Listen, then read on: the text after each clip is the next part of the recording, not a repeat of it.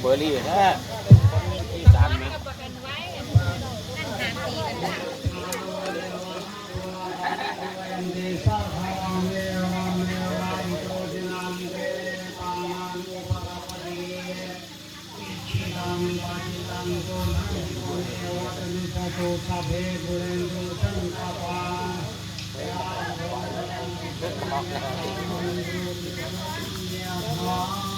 สัพเพติโยวิวัชชันตุสัพพะโรโค อย่าลืมเอากล้องเข้าไปติด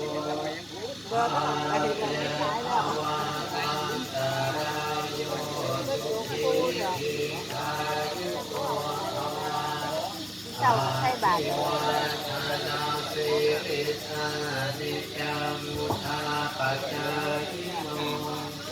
ยาตาโรธรรมาปัฏฐันติอายุวันโนสุขังอารังอาคินาตินาจักขามิอุปติตินาอิการตามิตายัสสะทานโตปะกัปปติโสยะตินะโมจะยามิทัสสิโตเอนานาปุจจาจักตาหุราราอารัญจะภิกขุนามโนกตินังตุมเหหิปุญญังปัสสตังอนาปกันติธรรมังคารังรักขันตุสัพพะเทวตาสัพพะพุทธานุภาเวนัสสะโสติภวันตุเตภาวะตุสัพพะมังคารังรักขันตุสัพพะเทวตาสัพพะธัมมานุภาเวนัสสะโสติภวันตุเตภา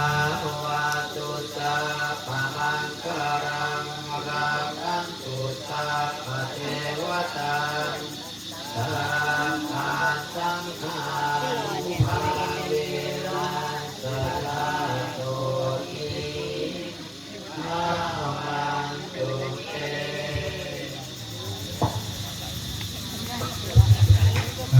เตรียมตัวกราบพระอะระหังสัมมาสัมพุทโธภะคะวาพุทธังภะคะวันตังอะภิวาเทมิสวากขาโตภะคะวะตาธัมโมธัมมังนัมมัสสามิสุปฏิปันโนภะคะวะโตสาวกสังโฆสังฆังนามามิ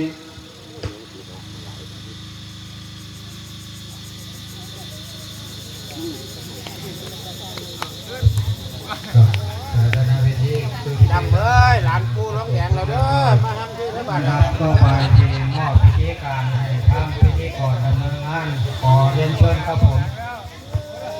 จำเลยหลานปูร้องแดงแล้ว ใจเย็นๆยังไม่ถึงเวลา มาพี่จำงานนี้มึงค้างไก่ค้างหันตัวกับพี่แจมค้างไก่กันเถอะ การปลูก มาเก็บแจมค้างไก่ ปลูกพุ่ม เดี๋ยว ปลูกตา ไม่สั่นไม่ยาวเบื่อค้างไก่ไม่แจมกับผมที่สุดไม่สั่นไม่ยาวอย่างต่างๆเนี่ยเดี๋ยวแจกค้างไก่อย่างก่อนเรียบร้อยก่อนกินข้าวกินน้ำก่อนตัว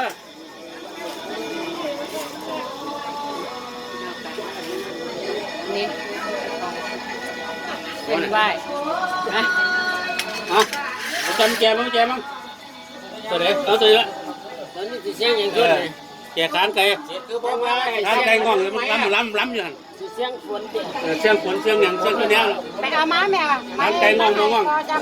มันคือ คนน่ะถือไว้คนน่ะคนถือ เอาไว้แล้วนะเตี้ย ถือมาเลย เทียดเอาไว้ไว้จับเนื้อเทียด ทำเลย ลูกสองสามเอาเป็นพอจังเอาไว้ให้เนาะ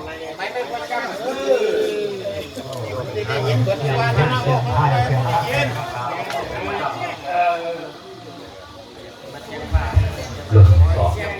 ทางไก่บ่ง่วงเด้อพี่เนี่ยบ่ง่วงปานใดแล้วโค้งง่วงน้อยนึงทางไก่โค้งใกล้ปากจังน้อยเด้อเนี่ยกินขันบ่ง่วงอยู่ก็ดีเดียวนะบ่ปานใดครับบ่ปานใดทำมันโค้งเกี่ยวหรือใครอยู่ใครบักตุนมันโค้งปลาลดมั้ยนี่โค้งปลาลดอันนี้มันก็บ่เปลี่ยน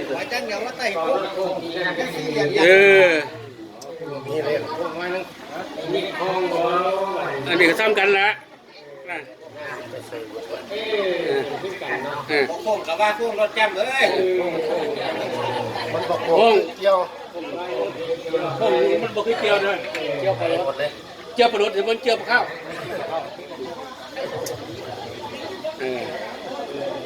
อ้าวหาไม่เห็นทีเดียวเลยหาไก่ไม่เห็นเนาะ ไก่ปูน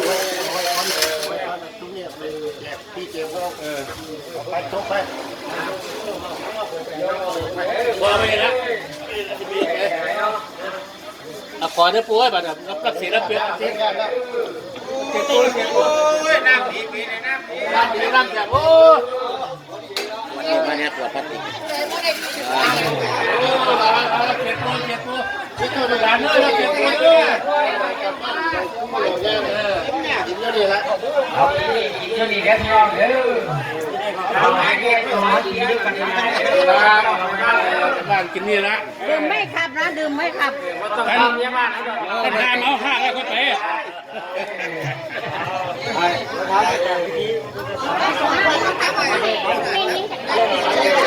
วันนี้คือใหญ่ไป จะได้จบอ่ะเครื่องดื่มอะไรนะ ฝากลูกฝากหลานเด้อลูกหลานมาอยากไปกินอยู่นี่ไม่ไงเราไอ้ใกล้ตัวกินอยู่นี่มันจะมีอะไร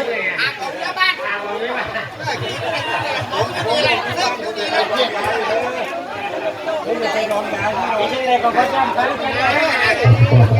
ใกล้ต้องมาใกล้เลยเนี่ยเขาจำใกล้หมดเลยขึ้นแรกขึ้นเยอะเอาดีเนี่ยบุรีเนี่ยเมื่อรับเอาแล้วรับเสียงท่าน ผู้ชายจำน้ำรถจำน้ำเรียนจะพอจำนี่เขาไหวแล้วเอาให้มึงเอาอย่างนี้คนออกมาเอา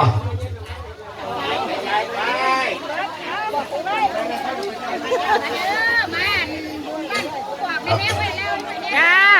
วันนี้มาบุญบ้านโปเลี้ยงปูค่ะบ้านบางขอนโยมจ้ะวันนี้วันที่30 เมษายน 2568เอาสาธุเด้อ ผู้ใดกินนี่ให้ถึงเลขผู้ใดเอาไปกินบ้านย่าให้ถึงเลข ว้า ให้กับย่าให้ถึงว่าเราปูได้นะกินบ่มอง วันเนาะไปทางแม่ครัวค่ะ ผมปูกินแล้วบ่มองกินลงไปทางคนรับชื่อเลย ไปแม่ครัวมีอะไรกินบ้างขออนุญาตรับคิวหน่อยค่ะไปแม่ครัวด้วยค่ะไปทางนี้มีอย่างนี้มาหลายเท่จังเลยสิกินเบิดบ้านพี่น้องค่ะเบิดทำประกอบเป็นแซ่บไก่ไม่มีเมียใช่ไหมอาดวิดีโอยังจัดไว้ก่อน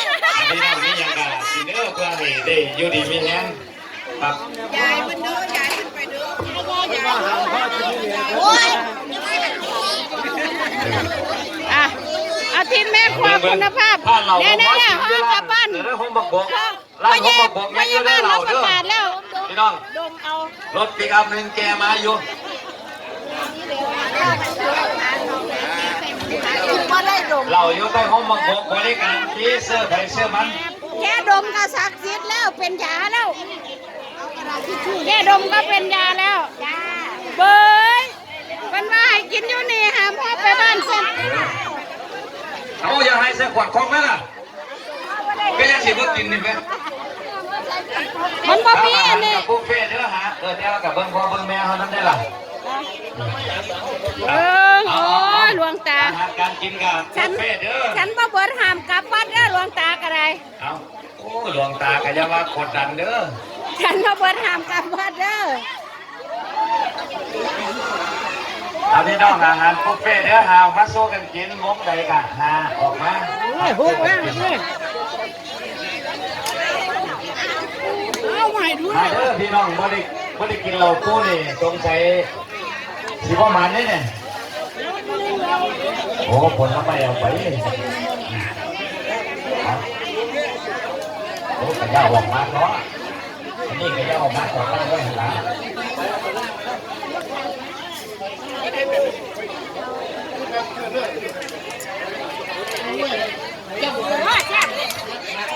ข้าวก็ข้าว ครับแต่ว่าเราก็จะได้เสียงไทย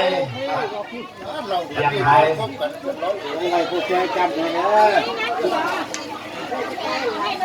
เอาจังไรทั้งเนี่ย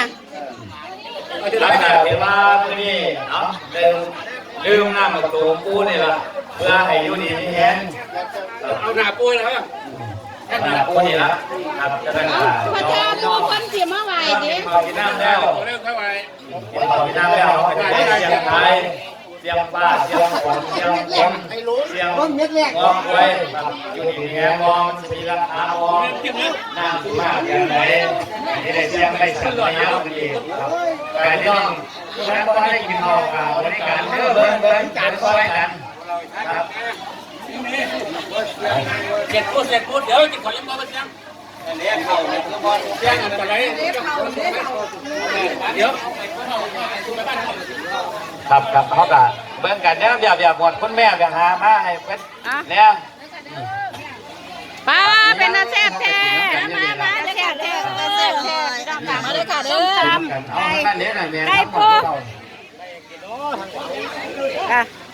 หามาได้หามาให้ทั้งคุณพ่อทั้งนี้ได้เนี่ย ไปทั้งนี้ก็มีการลงทะเบียนคนรวยอีก ตำส้มตำที่ยังหามาทั้งคุณพ่อได้เนี่ยคุณพ่อ ทะเบียนคนรวยจ้ะค่ะพรุ่งนี้รวยพรุ่งนี้รวย รวยเหรอมันถือกับ แน่จะไปเทใส่ขวดน้ำยังว่ามันสีลงกับเททิม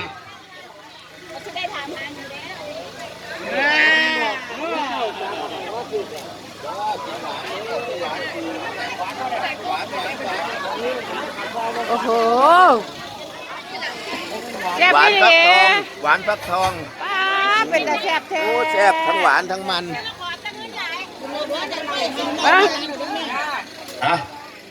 ไปจองพักเขาแน่เห็นว่ากับพวกเป้หลวงพ่อเราประมาณเสียพ่อที่น่ะ เอากุ้งไก่ตายแล้วเตี้ยต้มแล้วกินได้กุ้งเสีย เอาลงมาข้างล่างนั่นล่ะ พักเล็กพัก เอา เล็ก เบิ้งยังไงสูงเด้อครับกัน เด้อพี่น้องเด้อ กันโลกเก้าเอาปีกมันออกเด้อกันโลกเก้า ใช้ตู้ไข่เป็นหน้าที่ลาเบิ่งเอาไว้เด้อ แซ่บกันลมนึงมีปีกเนี่ยมันลด เนี่ยพี่น้องมีอะไรโอ้ก๋วยจั๊บแกงไก่ใส่หน่อไม้ส้มแกงไก่ ไก่ ใส่ ปีนี้ ผัก ประมาณได้30ตัวนึง อันนี้นึ่งปลาหมกปลา คน จับ นี้เอาคนละ ผัดผักกันนี่โอ้เอาพี่น้องส้มตำผัดมีกระทั่งพ่น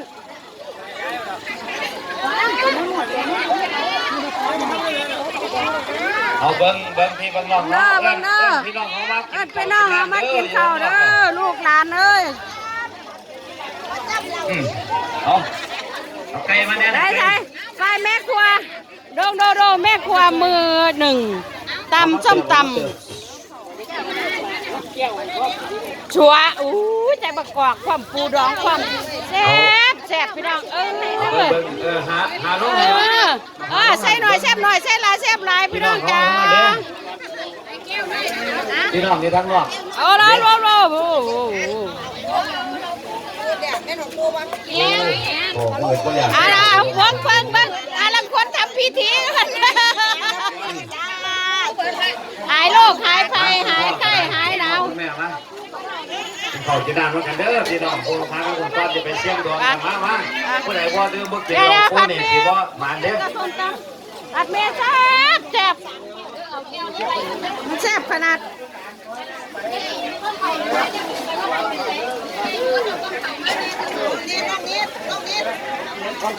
เดี๋ยวอย่างน้อยเสียงไม่สั่นไม่ยั้งแล้วเขาก็จะได้ฉลองบ้านปูครับฉลองปู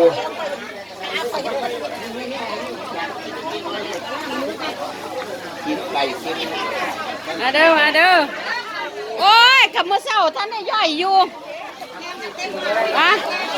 มาใส่ว่าท่านเนี่ยมาเศร้าว่าท่านได้ย่อยอยู่ เอาเบิ่งเงินพี่น้องเขามากินข้าวกินน้ำเด้อลูกหลานบ่ได้กินดูดวงลายลูกหลานหิวข้าวจักสิไปสร้าง มา ร้าน เด้อมาเด้อมาเด้อ ถ้าเราเบิดเยอะใจต้องมาโบกกันนี้เด้อครับเราเบิดจะได้ห้องของ จ้ะโอ้ยวงนี้ ในการที่ ขาดส้มตำใช่ไหมส้มตำกำลังตำอยู่ยังไปเอาเพิ่นมาบุฟเฟ่ยังไปเอาไป ยังว่าสะดวกอ่ะบริการเป็นยังเพิ่นบ่รู้ว่าผู้เฟ่อีหยังผู้เฒ่า อะจ้าเอา ส้มตำ ทีมทุกผู้ทุกคนคุณนะให้ลูกตา ย่างไปเอาแม่ย่างไปเอา ช่วยกันโอ้ได้หลายกลุ่มแล้วพ่อ เอาโอ้วงนี้ก็เป็นแต่แซ่บเนาะมาเด้อค่ะกินอาหารรวมญาติรวมหมู่บ้านจ้าผู้รีวิวกันจ้าอาจารย์หุ่นบ่ดีเดี๋ยวจะน้อยสิพาไปเล่นกุ้งไก่ว้าเมื่อคืนตายเต้าเบิ่งพี่น้องค่ะเบิ่งเจดีย์ซ้ายบ้านเฮาค่ะสวยปีนี้อุดมสมบูรณ์พี่น้องค่ะเบิ่งด้วยดอกไม้เต็มเลยค่ะเต็มปาดจ้าสวยเลิศเลอเพอร์เฟกต์มากเลยค่ะจ้าเอาพี่น้องคือว่าจุดเทียนจุดธูปอันนี้จุดทำไมมีกับไฟเหรอเมียคุณเด็กน้ำพ่อบ้านจุดตอนนี้ก็ทันดอกจุดนะเดี๋ยวอย่าไปเสียท่านเท่านั้นมันสิรุด ไปเอามาจุดนะ เอาเขาโมโหหลังบ้านบ้านเล็กเที่ยวมาเลยกันที่ว่าเขาเจ้าเสื้อเรียกน้ำกินเลย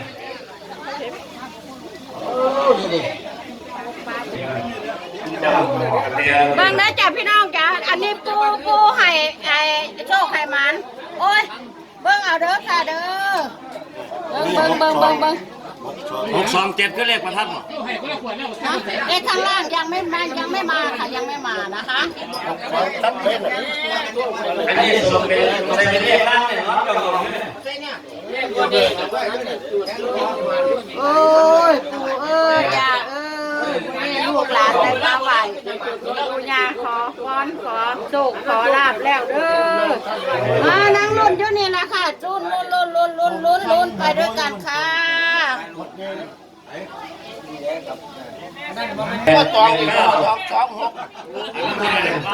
เบิ่งเด้อจ้านี่เต็มค่ะพี่น้องค่ะเต็มเบิ่งเอาเด้อค่ะสาธุปู่ย่าสาธุเจ้าค่ะ